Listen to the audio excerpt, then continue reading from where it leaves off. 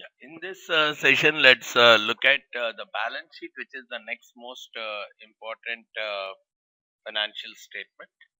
As we have been discussing, balance sheet is something which is prepared at a point in time. It's not for a period. As of today, what are outstanding to be received in future or to be paid in future? Whatever is outstanding to be received in future, we call them as assets. So when we say received, it could be either in the form of cash or in the form of usage. Probably it's like which could be received or consumed in future, right? Let's say I have purchased a machine. There is some portion of the machine only I have used this year. Some other portion of the machine is still to be consumed in future, right? Or when I have sold something to my customers, they are still to pay some cash to me, some benefit to be received in future, or some benefit I get out of the usage of something in future. These two things go as a part of the assets. In future, what are my benefits out of the current transactions? Probably look at it like this: out of the current transactions, whatever I have done, what are the benefits still to be received? They all go as assets. Out of the current transactions, whatever I have done till today, what are my payments which are pending still? To whom, how much I have to pay? They all go as a part of the liability. So the balance sheet typically contains the assets and the liabilities. So assets are something which provide future benefits. Either it could be in terms of, as I said, it could be in terms of usage or in terms of cash. Sometimes people say consumption or cash. In future, whatever I can consume, which I have already invested, but I can consume it even in future. Almost all my assets are like that, right? If I have purchased a machine or a building, I might have spent on it today, but I will use it for next few years. So some portion is still pending for the next year in terms of usage. They all will go as a part of my asset. Transaction has already happened in the past, but the usage is still pending in the future. Those all will go as a part of assets. If you understand each and every word of these statements, it becomes very easy to play around.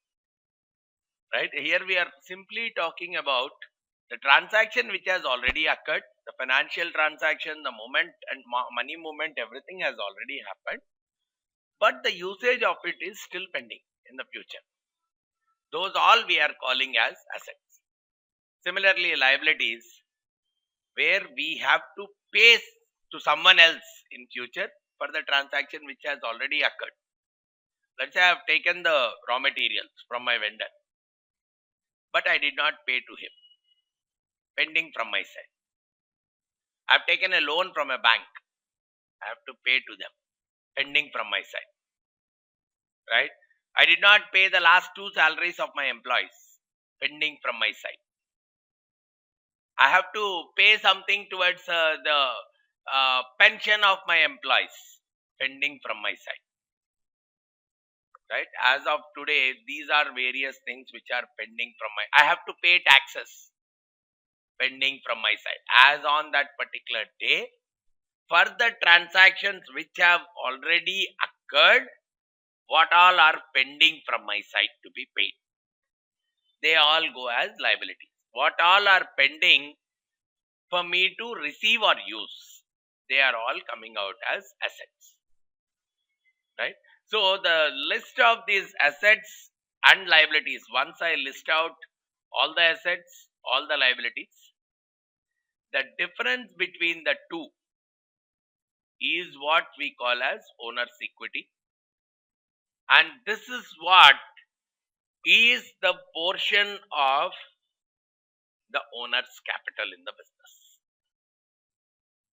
Is the portion of owner's capital in the business, which means if at all the company goes bankrupt today, if at all the company shuts down today, right?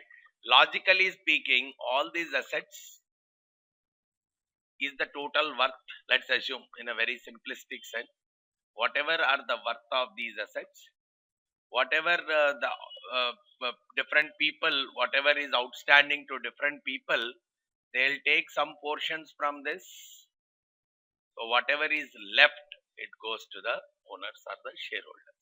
So the shareholders' claim on the company is what is called as owner's equity. Whatever, so if it is positive, the shareholders will get something. If the company winds up today, if they are negative, it means that shareholder will get zero. He is losing out his entire money. That is what we are defining as owner's equity. And when do I put something in assets and liabilities? The future economic benefit should be probable. To a large extent, there should be a good chance that I will receive this money. If I'm sure that I will not get the money, I should not show them in asset. I'm sure that I will not pay the money, I should not show them in liabilities. There should be a good amount of what you call probability or chance that that is the benefit. And that should be measurable also. Something which is not easy to quantify. As I talked about customer satisfactions and all, they cannot be monetarized. Right? If I cannot quantify or monetize those kind of things, they will not go into the balance sheet at all. Only something which can be measurable and probable. If I know this guy will not pay to me at all, I should not show as future benefit. Only if I expect that he will pay to some extent or other, I'll show it in my balance sheet. Otherwise, I'll remove it. If I am very much sure that he is not going to pay, I should not show it in my balance sheet as a future benefit, because I know that I will not get it.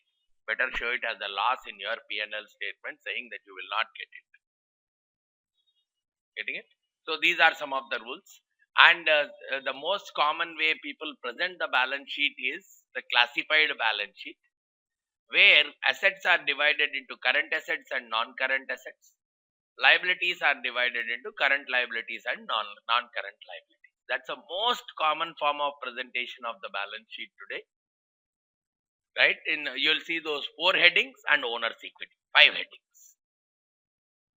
Right? Current, non-current for assets, current, non-current for liabilities, as well as owner's equity. But in some cases, you will see the liquidity-based presentation, which is used to be done generally by banks and some financial institutions, wherein it is not in terms of current, even within current also, in the increasing order of liquidity. First cash, then something which can get converted into cash very easily, something which will get converted next, probably some short-term investments which will take 3 months to get converted into cash, probably something else which takes 6 months to get converted into cash. That is what is an increasing order of liquidity kind of a representation. But the most common form is current assets, current liabilities, long-term assets and long-term liabilities kind of a mechanism itself. Right?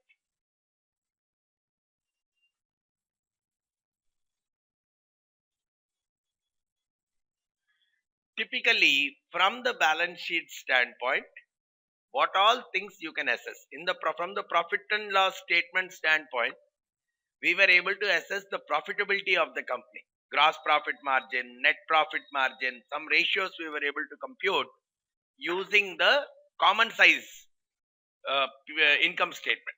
Like that, from the balance sheet, you can assess the liquidity position of the company. Liquidity position is primarily coming from short-term obligations, whatever are there. can the company meet the short-term obligations comfortably? Short-term obligations are probably payment to the vendors, payment towards taxes, payment towards dividends, which will happen within the next 3 months, 6 months kind of time frame. Short-term obligations.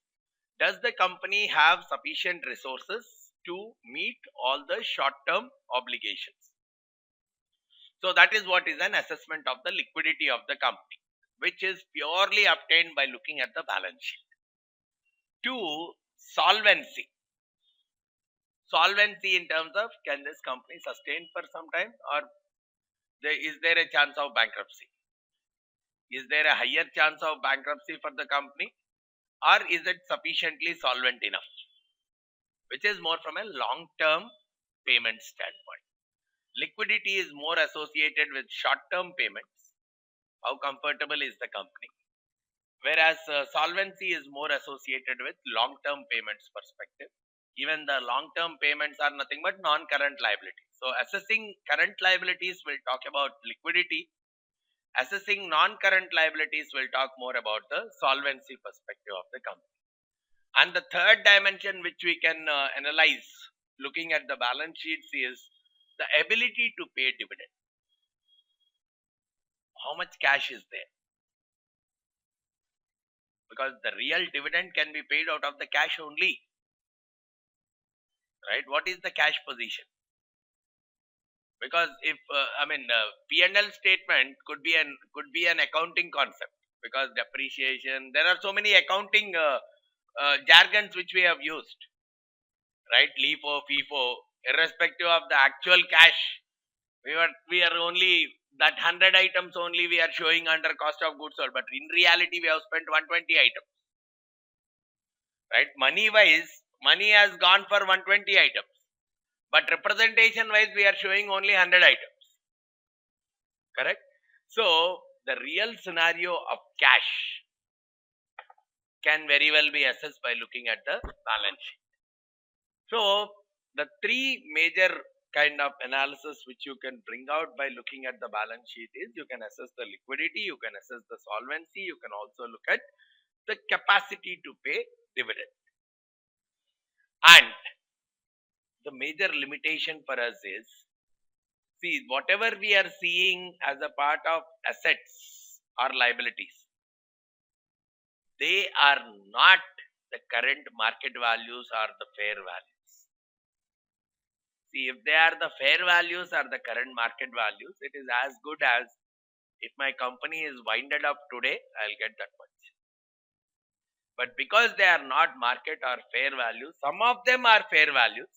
We'll talk about each one, how is it currently represented in the balance sheet, every asset, every liability, how is it, on what basis it is represented. Because some of them are represented based on historical cost, especially the assets, the long-term assets, non-current assets which we talk of, let's say machines or plants or buildings.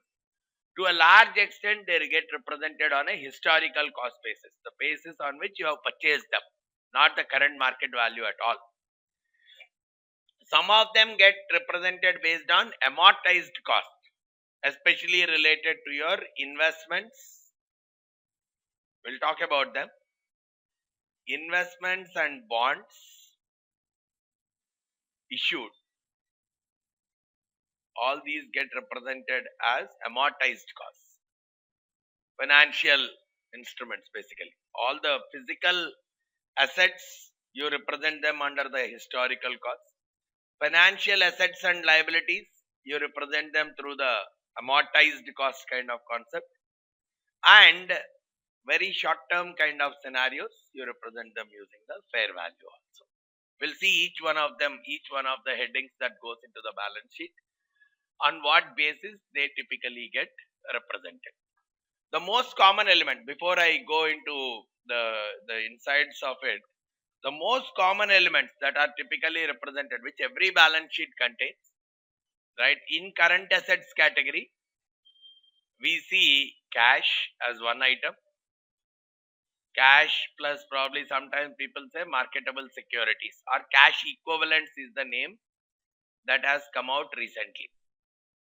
Cash equivalent is something which can get converted into cash within no time, immediate. And probably very short term investments. I can convert them very quickly into cash at any point in time. Then accounts receivables, the money which I have to get from my customers. Inventories, most common type of current assets. Most common type of non-current assets. Of course, there could be some more like your accruals concept which we have discussed. There are a couple of more things that have come up, prepaid expenses. All those things also can come up, but very commonly you will find these three elements in every balance sheet. Then when it comes to non-current assets, we see tangible assets, buildings, plant, machines, all are put under the group called tangible assets. Then we also have intangible assets, softwares and patents, copyrights, all those things go under the intangible assets. Then you also have investments. Any other outside investments the company is making in bonds and mutual funds and various other revenues, you will come out with investment. Probably here you can have long-term investments and here you can have current investments. In the new IFRS based framework, current investments are represented under the current assets and non-current long-term investments are represented under the long-term assets. So general scenario will contain these items under the assets category. And under the current liabilities category, the most common scenario is accounts payable. Others may or may not be present, but the only thing is the amounts which you have to pay to your vendors. And probably there could be something called short-term provisions, right? We'll come to that. Then similarly, under the non-current liabilities, we'll talk about the loans. Because mostly the long loans, they'll be paid beyond the next one financial year. They are generally taken for a long-term period. So the loan, or probably if it is a short-term loan, probably you will represent it here. But if it is a long-term loan, you will typically show it here. And probably this goes here. And the owner's equity part actually contains your share capital plus retained earnings. This is the typical composition of any balance sheet. Now what we are trying to see now is each and every item on what basis it is represented in the balance sheet. What is the number that goes into the balance sheet? Inventory is something which we have already seen as a part of our P&L analysis, right? Whatever the total costs, based on LIFO, FIFO kind of method, some portion goes into the cost of goods sold. The remaining portion goes into the inventory in the balance sheet. That is one part which we have already looked at. Okay, so current assets. The definition of current asset is very simple. Whichever gets used up or cash collected within the next financial year or operating cycle, whichever is greater. Let's say the operating cycle in our working capital management we have looked at. Operating cycle is nothing but the number of days inventory is on hand plus number of days of accounts receivable. These two put together is our operating. Typically, the time that it takes right from my raw material getting into the store till it gets produced, sold and cash collection. The how much time it takes from start to end of my business. Right from the raw material coming into the store to collecting the cash by selling it. So if that is less than 1 year, then probably will take 1 year. If that is a 2-year period, right from raw material till the sales, if it is a 2-year period, then probably current anything that is within that 2 years, we call it as current assets. Rest all we call them as non-current assets. But most of the businesses, it is 1 year itself. current assets. Non-current assets are something which will take more than 1 year. So you will not get the benefit. You will not get the full benefit within the next 1 year. It will take more than 1 year. Like a machine, it will, if you are going to use it for more than 5 years or for more than 1 year, anything more than 1 year, you will treat it as non-current asset. If something is being used only for 1 year, right? I have purchased the computer, but I know I will throw it off after 1 year. Then I can put it as a part of the current asset itself. But if I say the life of it will be a 4 years, 3 years, something like that, then I'll treat it as a non-current kind of an asset.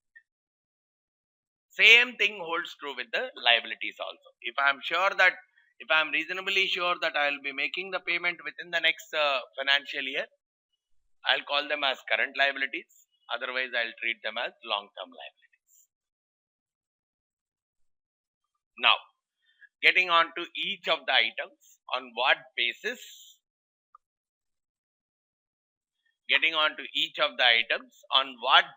we'll show them in our balance sheet. Cash, of course, cash is a physical quantity, so you can, whatever the cash that is available in your bank balances and all, you can write the cash that is directly available. When it comes to cash equivalents wise are something which can be converted into cash very quickly.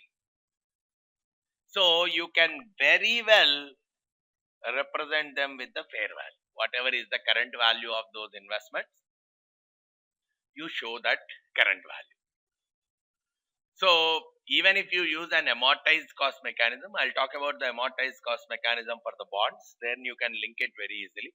But fair value is the most appropriate thing for very short-term kind of scenarios. For the cash equivalent short-term investments, whatever is the current market value associated with them, you just represent that current market value as a part of your asset.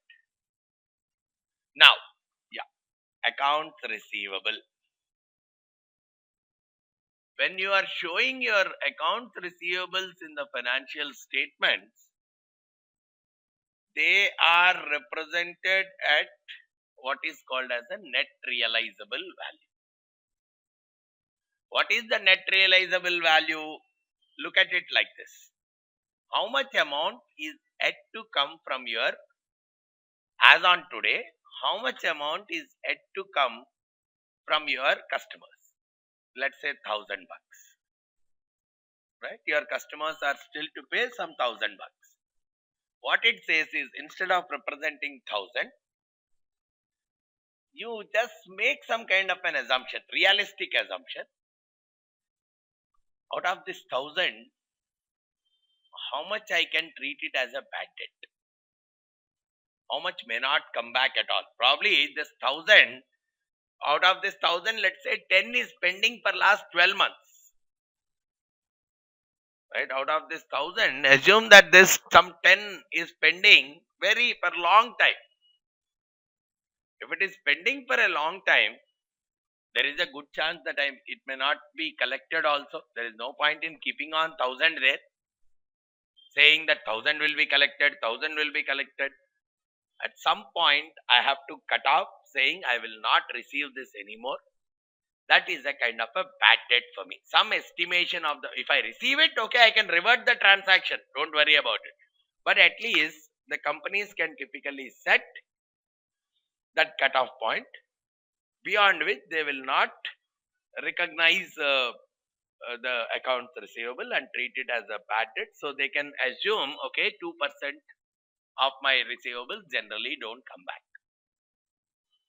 So based on that, they assume it as a bad debt expense.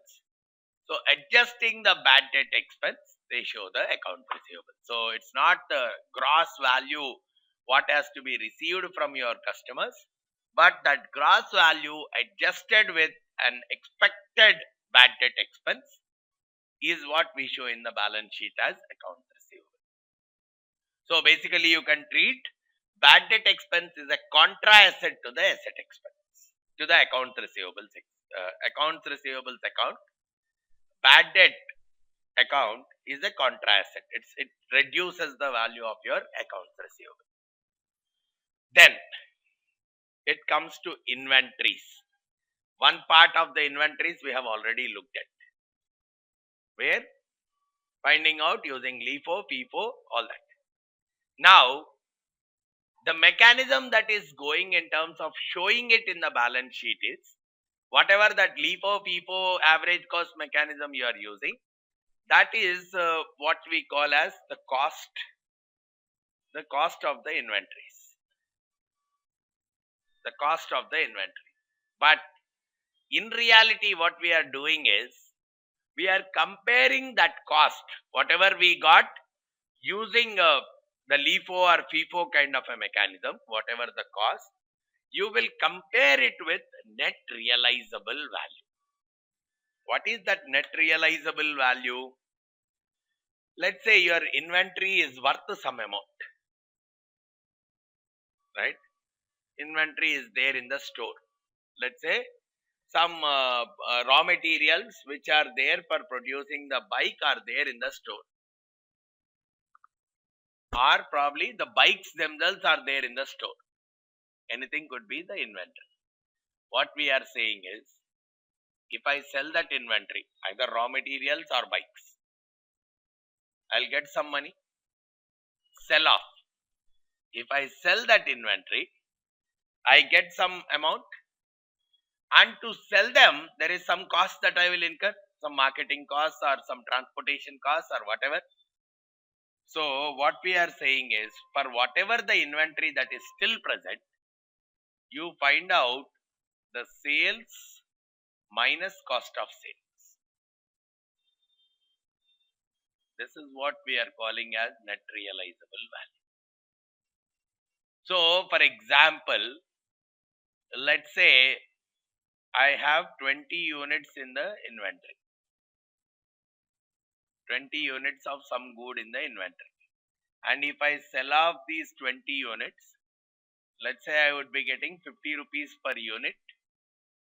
So overall 1000 is what I am going to get. And to generate this 1000, probably I may incur some 50 rupees as the selling expense. So overall I am going to get 950. I mean, it's a virtual transaction. Assume that whatever is there in your inventory, you are selling it off. Whether it is a raw material or a finished good or whatever it is, you assume that whatever is there in the inventory, find out its current price in the market. Probably it's a fair value determination. Whatever is the inventory that you have in the store, find out what is the price in the market and what cost you will incur to sell that. This is what we are calling as the net realizable value. And let's assume that using the LIFO, FIFO kind of a method, we got the inventory cost as 1050. So what the mechanism is saying is, you don't write 1050 in your balance sheet. You write only 950 in the balance sheet. Lower of these two things. Cost is your LIFO, FIFO based cost. That inventory,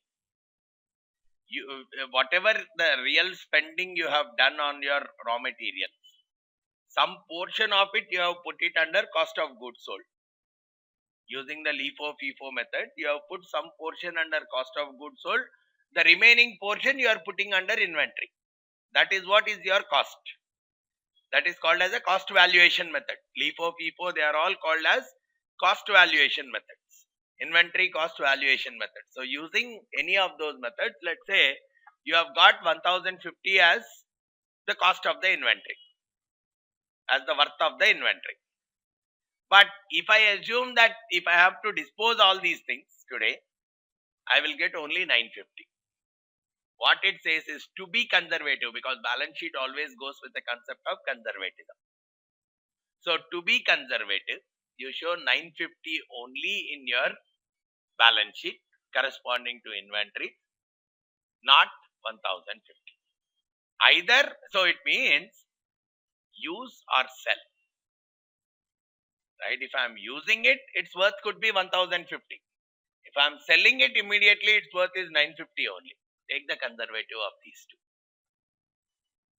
So what it also says is the difference between these two, if at all you are not showing the historical, if at all you are not showing the cost value, if you are showing a net realizable value there, the difference between the two, you book it as a loss in the P&L statement. The difference between these two, of course, we'll discuss more on in it in the inventory section again. We have one chapter exclusive for inventory, right? But for time being, you understand like this, right? Right now, in this mechanism, there are two ways. One, we are computing the cost using the LIFO-FIFO method, where out of whatever you have purchased, some portion of it by the matching principle is going into cost of goods sold, remaining portion is going into inventory. Whatever the remaining portion that is going into inventory is your cost basis. On the other side, you are saying, okay, I have 20 units in my inventory. Now, if I sell off these 20 units at the current market price or whatever, how much will I get?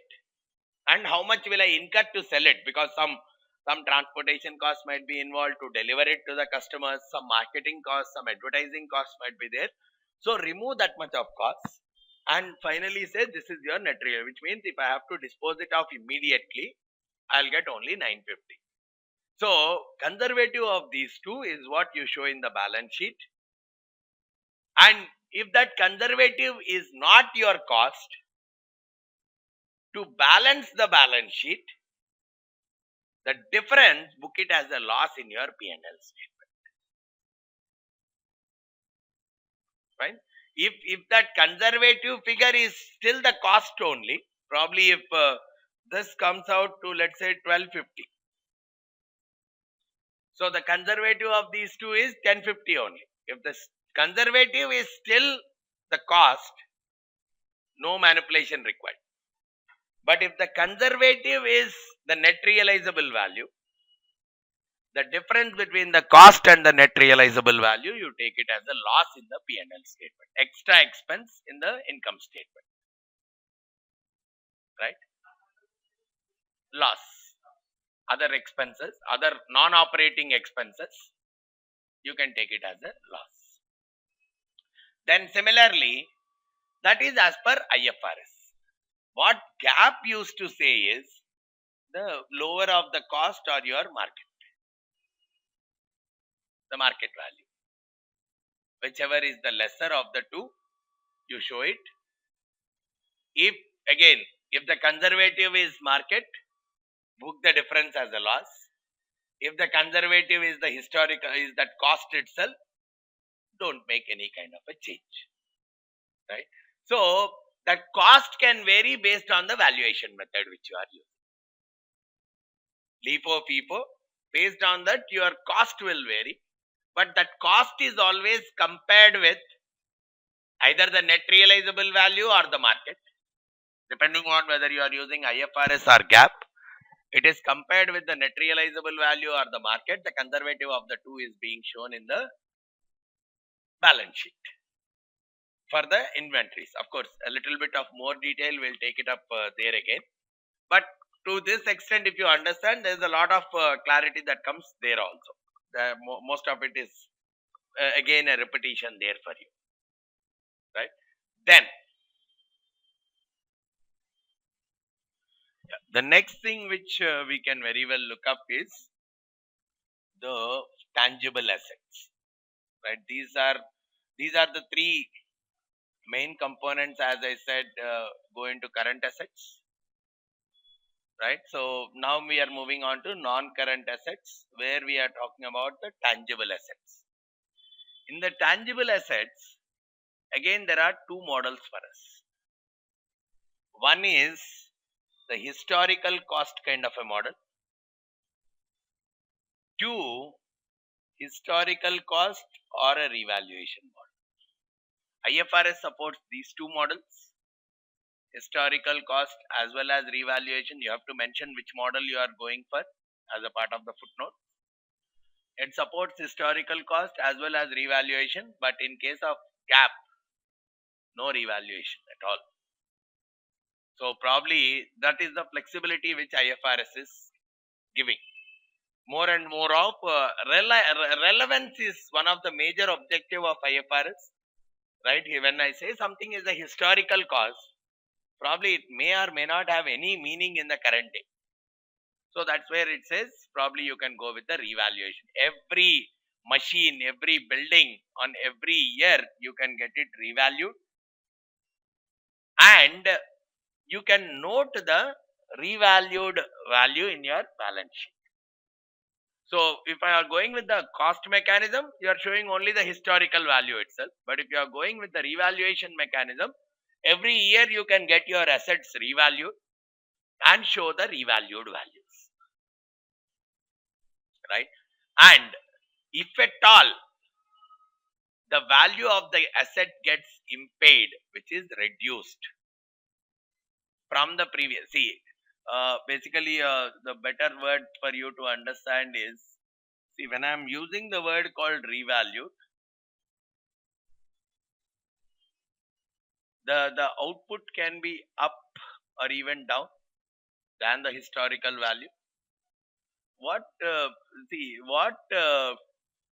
gap also was supporting was the downside. It was supporting only the upside. It was not supporting. We don't call it as revaluation there.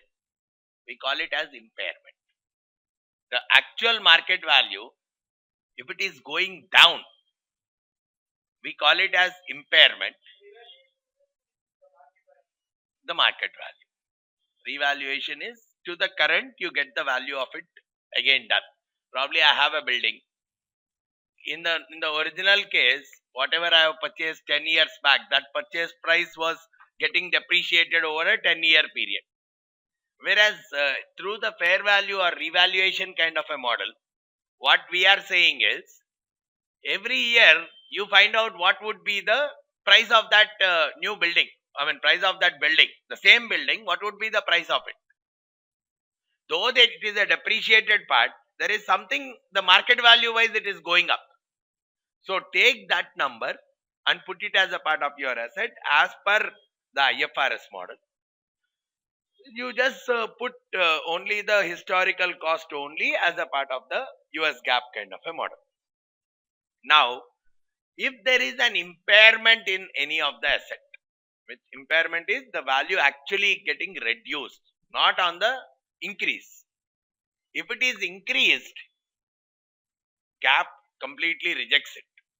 As per GAAP, you ignore that number altogether. Let's say your building, when you have purchased it, it was 40 lakhs. I'll just give quick numbers. When you purchased the building, it was 40 lakhs. You have used that building, you have started depreciating that 40 lakhs. Let's say after few years, you have depreciated some 10 lakhs altogether for few years, and whatever is the asset value that is remaining is 30 lakhs. Now, let's say you are checking for the market value of that. Let's say if the market value for that same 10-year-old building or whatever year-old building, let's say it is 40 lakhs. Right?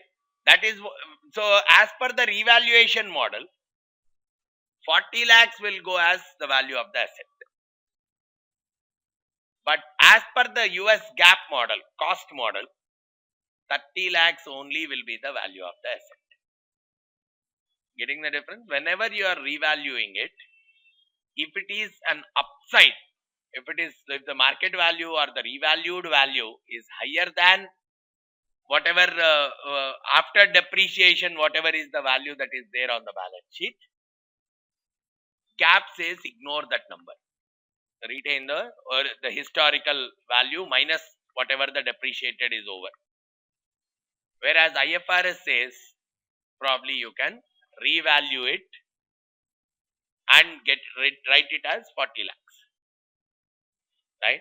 But if the market is 20 only, not 40, The book is 30 as per your accounting books. 40, some depreciations happened. Overall, it has become 30 right now. That is the book value. And if they, let's say the market value is only 20, both GAAP and IFRS both say you write it as 20 only. So which means that is not revaluation, that is called impairment of the asset. The value of it going down compared to what the book value is. So for impairments, both of them say if the carrying value, which is nothing but book value, is greater than the recoverable amount. If I sell off that asset as of today, how much will I get? If my recoverable amount is much lesser, both the methods say you readjust your value of the asset to that number. So you both of them say write only 20 lakhs as your asset. The remaining 10 lakhs, whatever with respect to your original number, book it as a loss. The difference 30 lakhs to 20 lakhs, 10 lakhs, book it as a loss in your P&L statement. Right? Just like the way you are booking a loss under the inventory, anything which should be as per the books, but lesser than in the market, in the fair value scenarios, it is lesser than what it should be in the books. You recognize that entire thing as a loss in the P&L, and in the assets also book that number. Put the revised number. Only the upside, GAAP says ignore it. IFRS says even the upside you take it like that only. Whatever is the real value.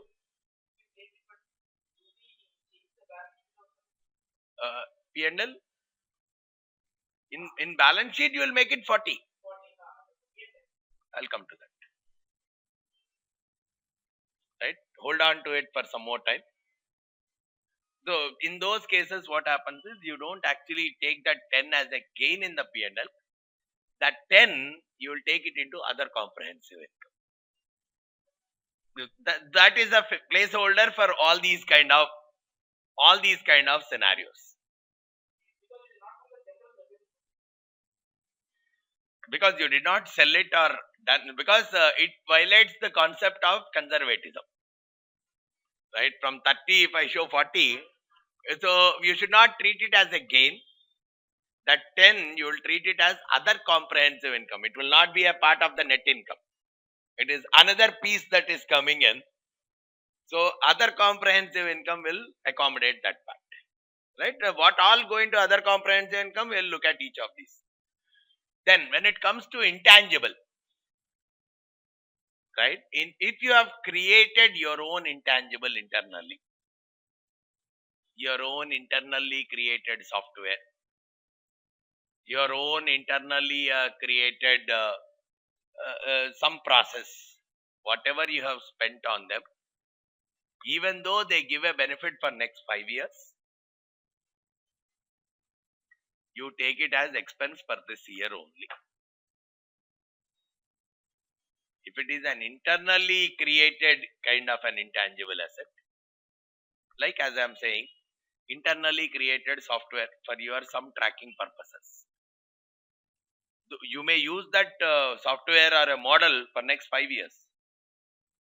But what the method says is, what the mechanism says is, whatever you have created internally, whatever you have not purchased, like patents and all, you pay some money and purchase them. Copyright, you pay some money and get it. But internally generated, what it says is, you simply take it, whatever you have spent on it, take it as an expense for this year itself. Don't spread that cost as depreciation or amortization. 2.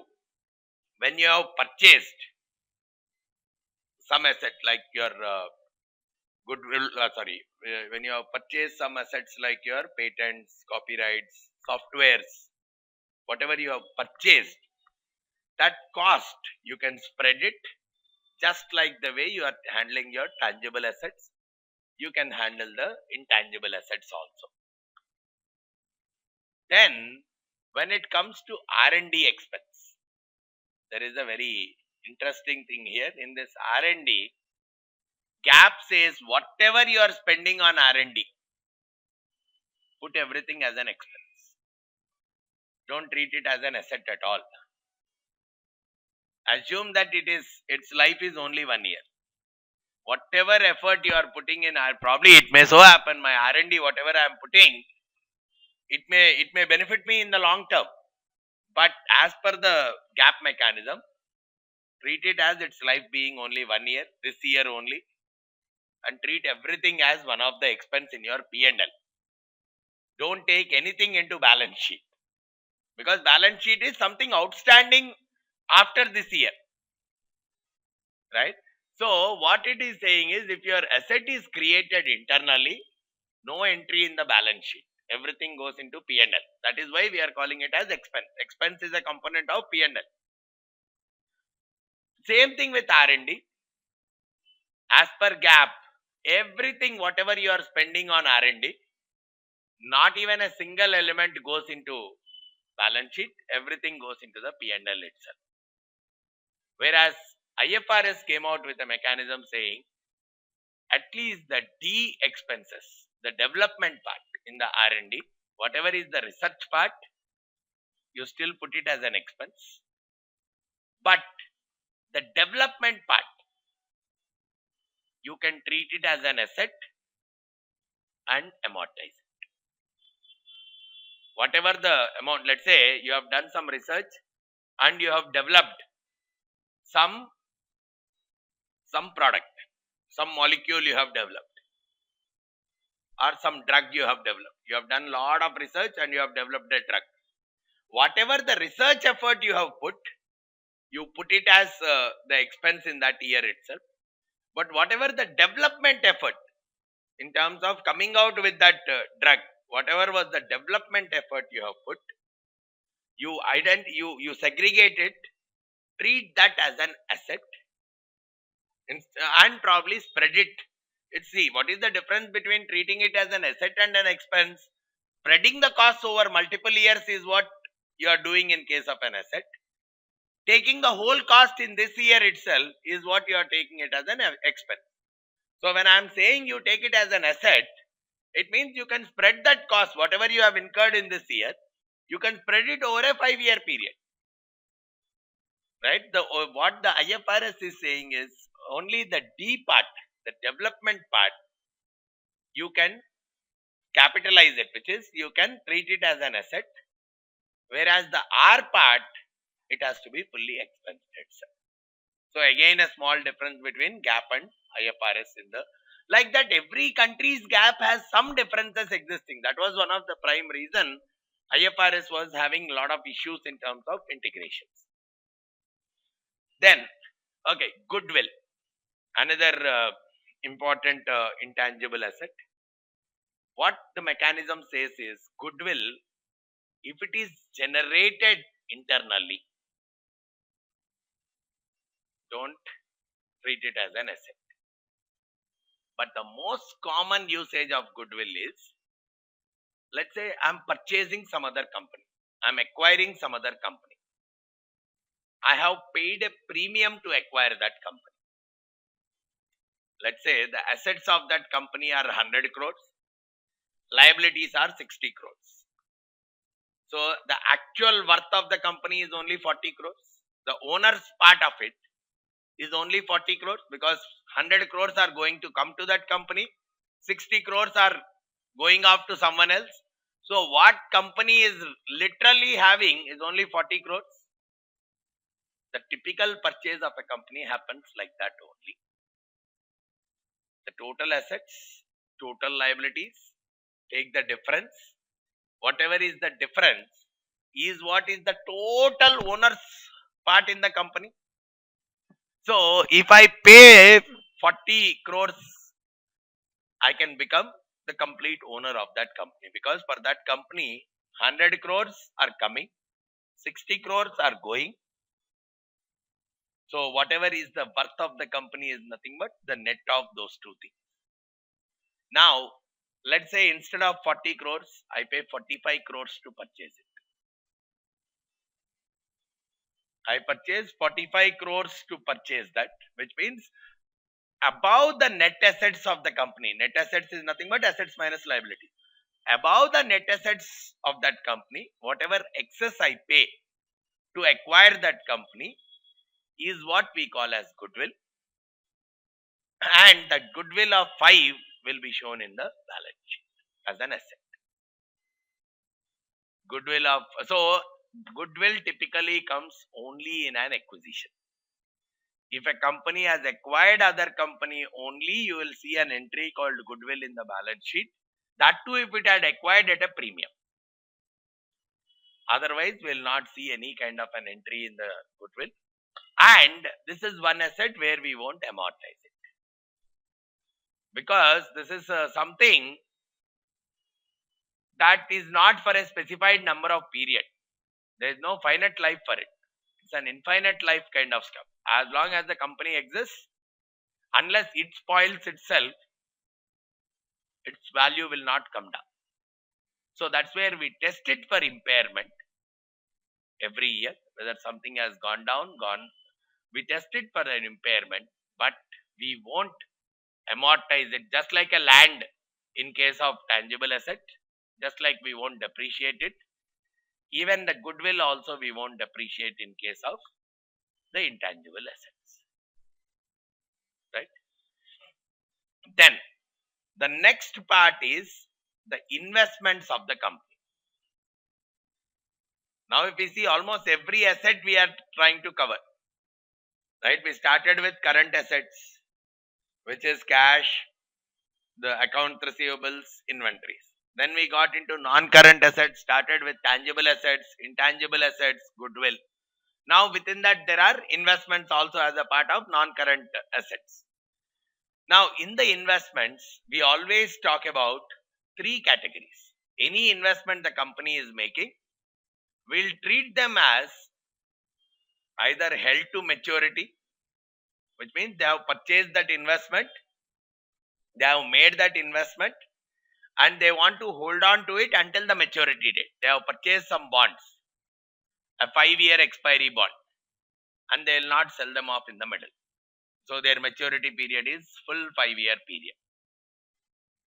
Right? Or they have deposited in some fixed deposits, a 5-year fixed deposit. They have no intention of closing it off immediately. All those things are typically treated as held to maturity kind of security. And the second set of securities which we are classifying are trading securities, where anytime the company can sell them off. They are purchased just to take an advantage of the current market position. Just like you and I buy shares, today buy, day after tomorrow sell off. Just like you and I purchase the shares and sell the shares, we are either increasing or decreasing our we will buy today, sell tomorrow, any of these things. Similarly, the companies also do the same way. That kind of securities we are calling as trading securities. And the third set are available for sale. This year, somewhere in this year, either it gets matured off. Some securities could be there whose maturities are getting over, and within the next 1 year, they will get completely closed off. They are all treated as available for sale kind of security. So every investment which the company is doing, we will categorize them under one of these 3 groups. Either held to maturity, or traded, tradable, or available for sale. Now anything which is a tradable security,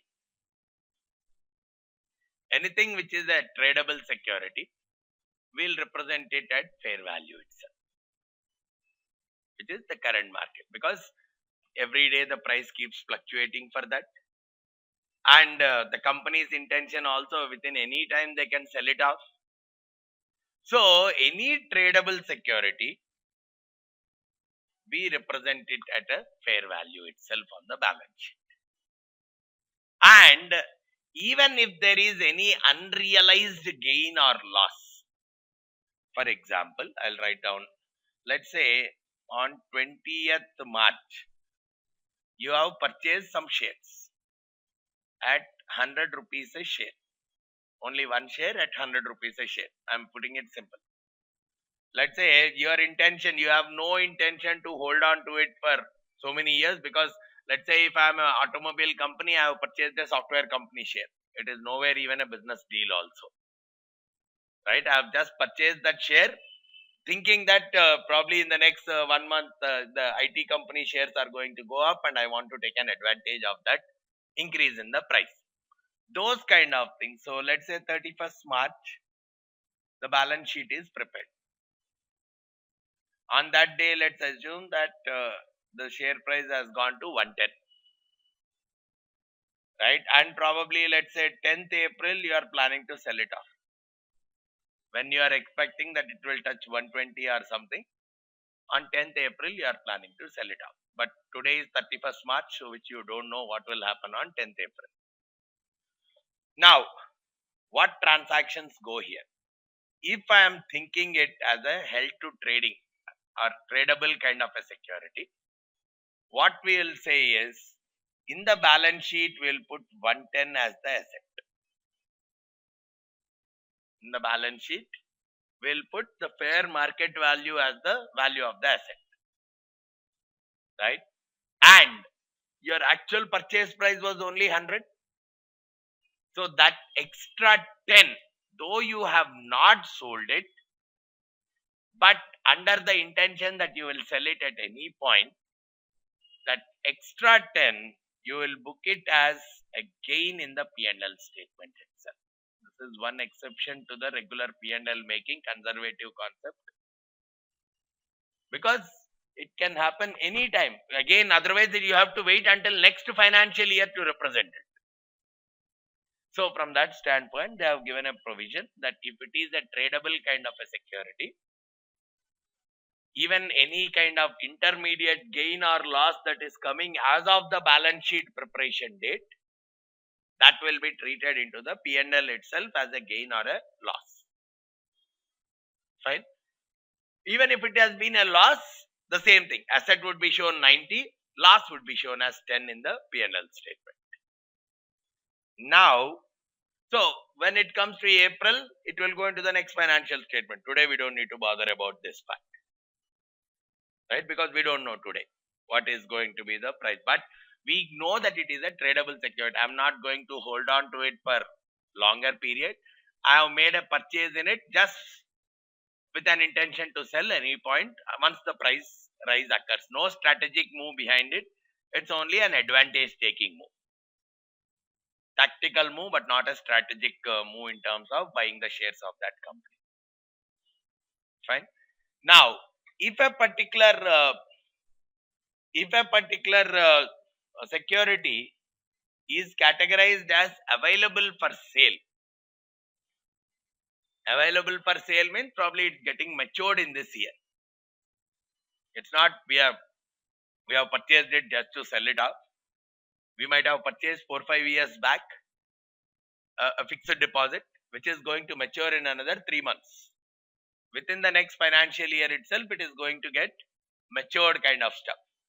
Those we are treating them as available for sale kind of securities. And what we are saying is, even them we can report at the fair value. Even so, if in this example itself, this is the same example of, let's say, an available for sale security. If it is a tradable security for you, I mean, I'm assuming that it will get matured on 10th April. I'm just modifying the scenario. I'm assuming that it will get matured on 10th April. So probably in this year, this month, in this financial year itself, it is going to get closed off. But I have to prepare it as on 31st March. So that will get categorized as available for sale kind of a security.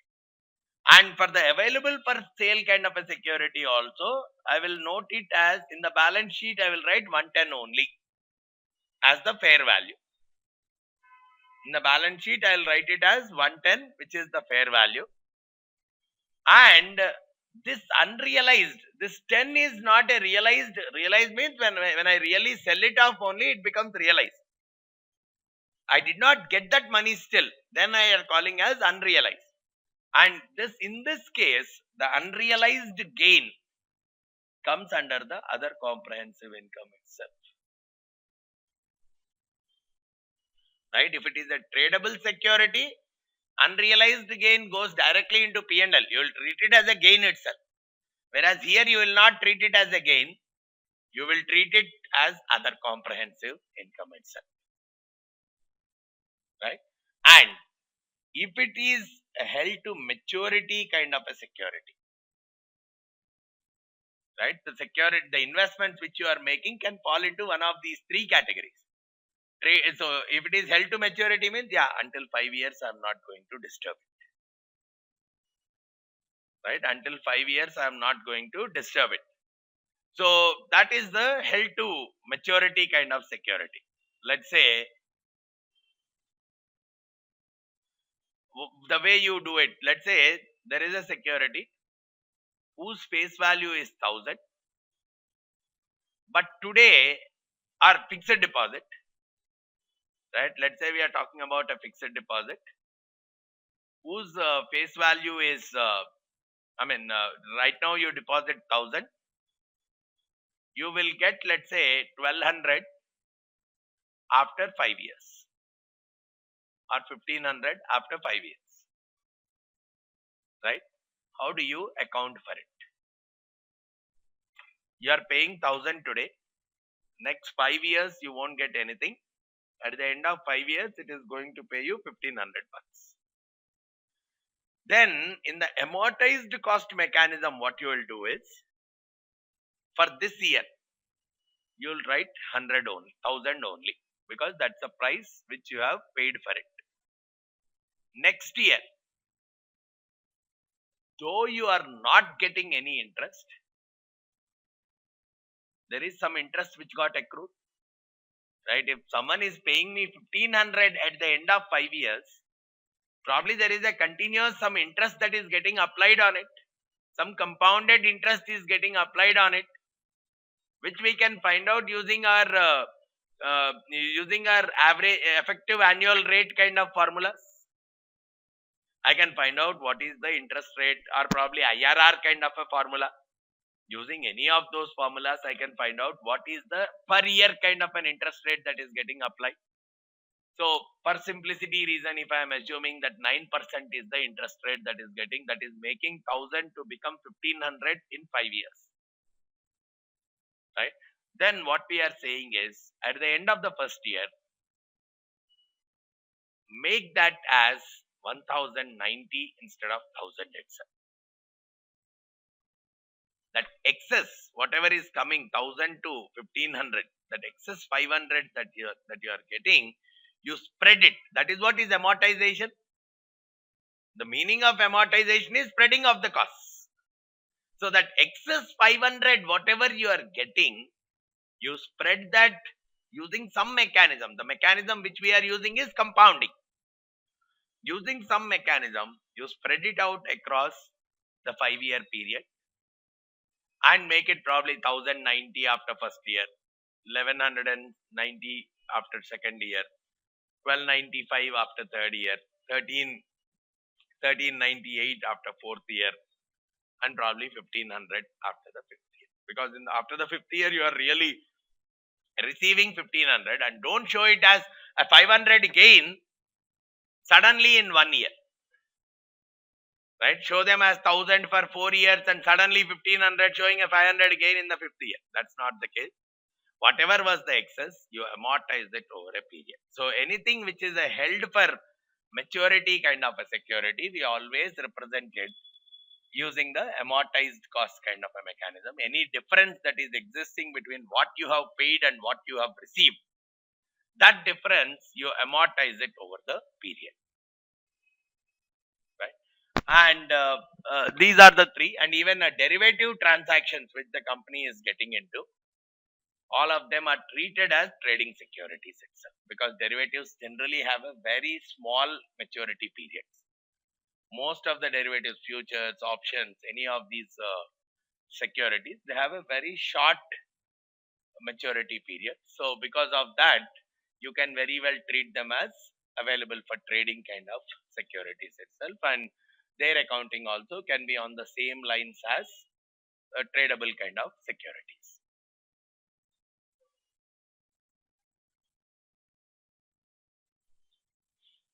Similarly, in the accounts payable also, you'll treat it more on the lines of account receivables itself, because account receivable payable is something which you have to pay. You cannot remove bad debts or anything from there, right? Probably the guy who is receiving, he will remove the bad debts, but as a payer, you have no option. Whatever you are supposed to pay, you will have to pay. So there is no specific rule in terms of accounting for account receivables. Whatever is you are supposed to pay, you have to pay that. So you are representing that amount only as a part of your accounts payable also. And any financial liabilities like loans and all which you are taking, the mechanism is exactly same as your held for held for maturity kind of securities, because that is your investment side. This is there you are the investor, here you are the borrower.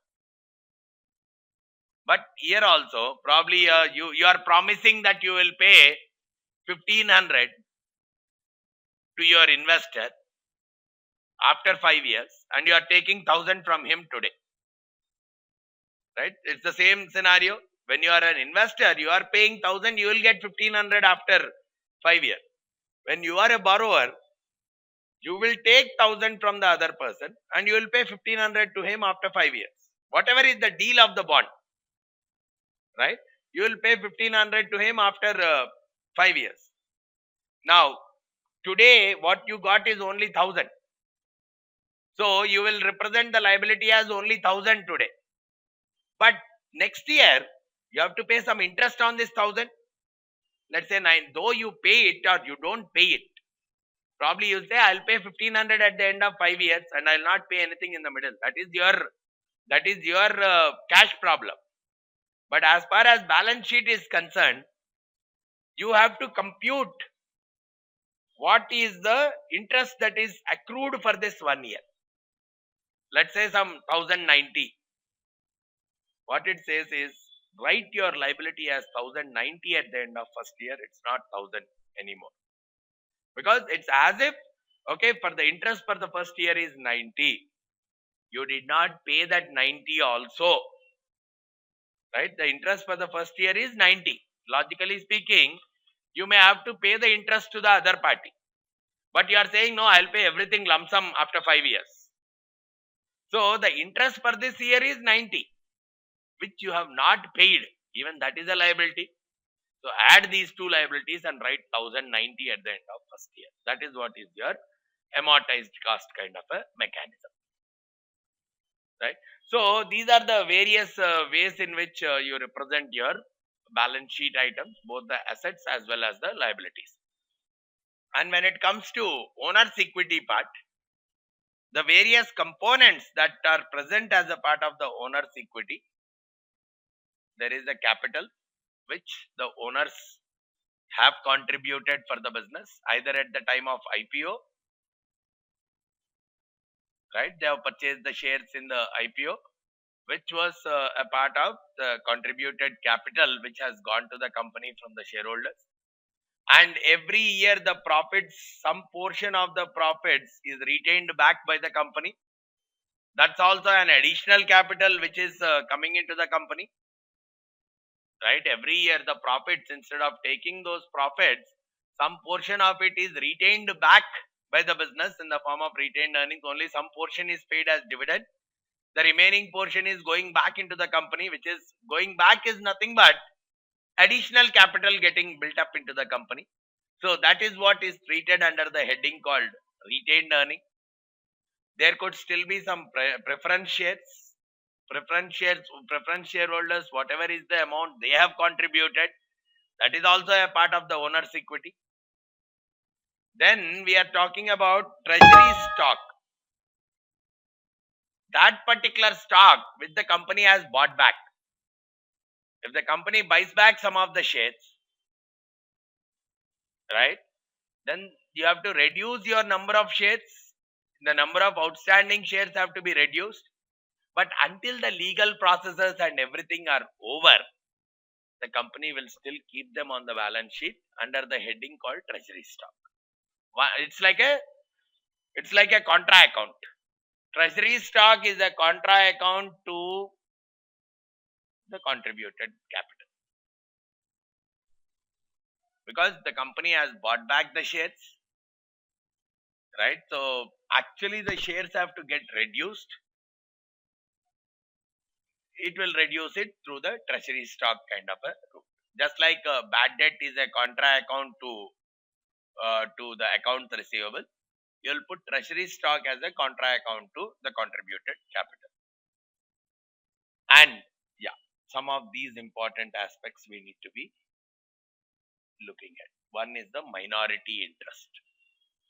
Let's say this comes in only again during acquisition, just like a goodwill comes under acquisition. Even the minority interest scenario also comes only when the company has acquired some other company.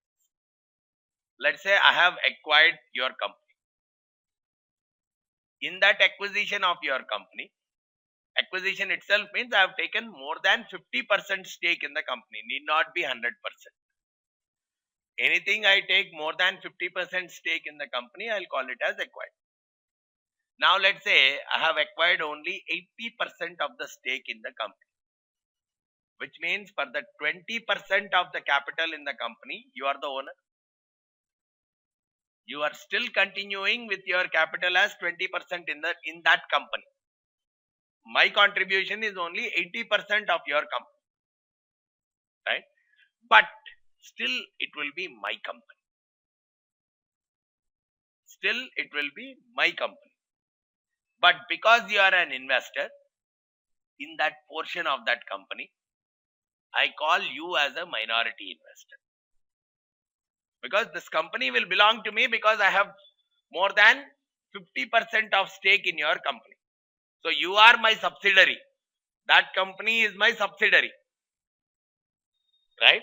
But in that subsidiary, my stake is only 80%. Your stake is remaining 20%. So that 20%, I call you as a minority investor, and I'll show in my balance sheet, because as a part of my balance sheet, I'll show 100% of your company, because it is my company now. Because if it is my company, I'll show the entire 100% of your company in my balance sheet. But actually 80% only belongs to me. So that 20% I'll show as the minority interest separately. Right? So the 20% where I don't have the full ownership on the subsidiary, that portion of the subsidiary where I don't have the ownership, I'll treat it as a minority interest and show it in the balance sheet. So only in case of acquisition, and that too when the acquisition is not taking over the 100% of the other company, in those cases we'll see the minority interest as an element. So even in the P&L statement, whatever the profit that needs to be given to you, right, corresponding to that 20% capital, whatever the profit that comes out, that needs to be given to you.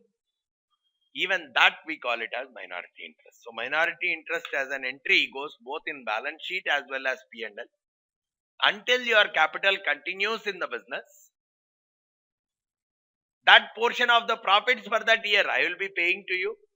And at the same time, whatever is the worth of your capital in the business, that will continue as one of the elements in the shareholders' equity, because you are also like an investor to my company. But I'll treat you separately as a minority interest. I won't club you with my other shareholders. I'll treat you separately. Right? And other comprehensive income all accumulated.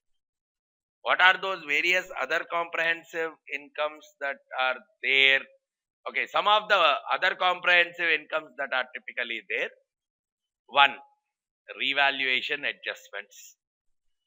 We have seen earlier.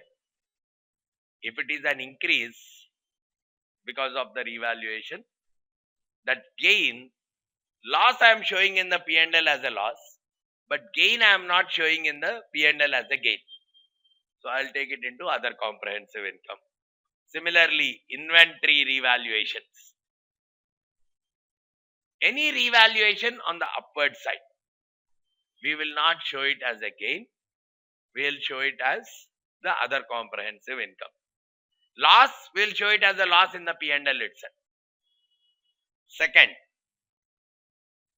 available for sale kind of securities. Unrealized gain or loss, we are showing under other comprehensive income. Right? And foreign exchange translations. Like, let's say, a change in the exchange rate. Whatever the gain I have got, unrealized part. What is the unrealized part? Let's say I have made a sale on March 20th at $50. Right? I have done one sale on March 20th at $50. And I have given a 1-month credit period.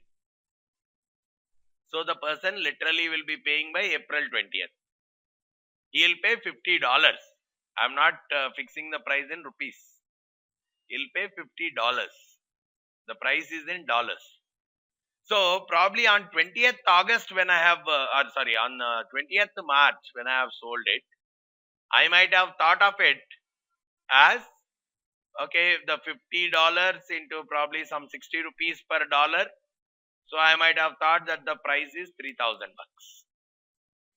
But when he pays on 20th April, let's say if it becomes $62, 62 rupees per dollar. Now what actually I am receiving is 3,000 whatever, 3,100. I am receiving 3,100. But I have to prepare the balance sheet on 31st March only. Let's say on 31st March, 61 is the price of the dollar. Right? What it is saying is, you take on 31st March, you take the dollar price as 61 and compute. So you are supposed to get 3050. But what you have booked is only 3,000. That 50, you take it as a gain because of foreign exchange translation. And don't treat it as a gain until you really receive the money. Until that time, you treat it as other comprehensive income. So these are the various areas where you can create the other comprehensive income just to preserve the conservatism concept of the accounting. You don't treat them as gains, but you are making them as other comprehensive income as a separate heading, and all these are being absorbed into that other comprehensive income kind of a category. Then, as a part of your analysis, we are, just like the way we are doing a balance P&L common size analysis, we are also doing a balance sheet common size analysis, wherein again each item of the balance sheet is divided by the total assets. Just like there we were dividing each item of the income statement by the total revenues, here we are dividing each item of the balance sheet by the total assets. Each item of the balance sheet we are dividing the total assets. The intention is still the same. Eliminate the effect of size and comparison across the periods and even comparison across the competitors. And from a measurement dimension, initially itself we talked about, it can help us in assessing the short-term capability of the company, short-term paying capacity of the company, which is measured through liquidity ratios. Some of the most common liquidity ratios being your current ratio, the quick ratio, and the cash ratio. All of them are the formulas wise. Current ratio is nothing but current assets by current liabilities. The higher the better, but too high, it's worse. You are not able to manage your receivables or cash and all. So it is only looked at it on comparison term. What is your current ratio with respect to your competitors, with respect to the previous years? Only from that dimension we can say whether we are better off or worse off. There is no absolute value saying current ratio should be 2 or more. That's a very old saying, right? There is no such value today to say current ratio of more than 2 is good. It's only on a comparison term. How am I doing with respect to the past? How am I doing with respect to my competitors? So it helps me assess the liquidity part of the company. So same thing when it comes to quick ratio. From the current assets, we are taking out inventories because they are not so quick, because that inventory first raw material should become a finished good, then sold, then money got. It will take too much of time to get the money out of the inventory. So typically, current assets minus the inventory, I am dividing by current liabilities to arrive at the quick ratio, where the interpretation is still the same. Whereas in case of cash ratio, I am just taking cash in the numerator divided by current liabilities. All these are measures of liquidity.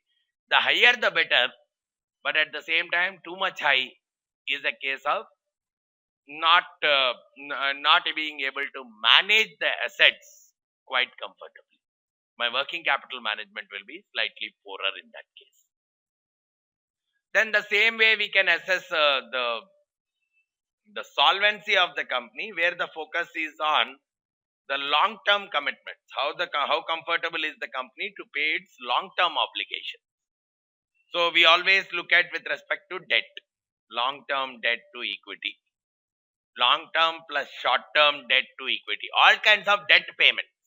How comfortable is it with respect to all debt payments? Are probably the financial leverage, how much of borrowing is done with respect to the overall. Even in measures of leverage, we talked about the financial leverage, operating leverage as well as financial leverage, right? Where we were simply talking about uh, from the EPS or from the PAT, what is the percentage increase in PAT for 1% increase in EBIT, which was nothing but because of the interest, because of the fixed costs associated with financing. What is the kind of benefit that we are going to get? The higher the better, but at the same time the higher the riskiness also is there, right?